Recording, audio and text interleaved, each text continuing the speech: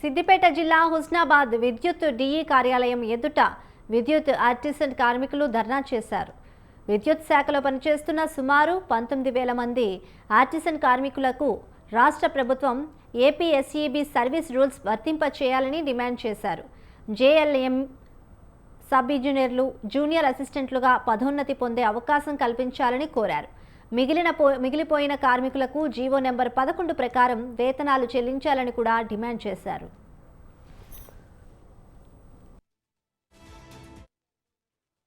విద్యుత్ artisan employees joint action committee ఆధ్వర్యంలో రాష్ట్ర నాయకత్వ పిలుపు మేరకు 2 రోజులు డివిజన్ ఆఫీసుల ముందు ధర్నా కార్యక్రమాలు నిర్వహించడం కోసం ఈ రోజు మొదటి రోజు ధర్నా కార్యక్రమం నిర్వహించడం జరుగుతుంది.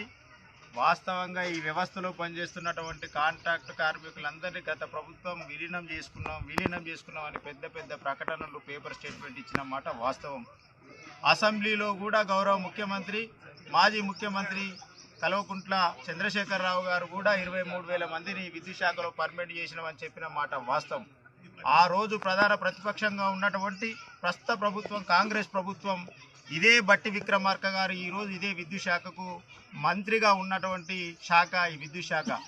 ఈ విద్యుత్ శాఖ లేకపోతే ఏ ప్రభుత్వం కూడా ఏర్పడే పరిస్థితి లేవు.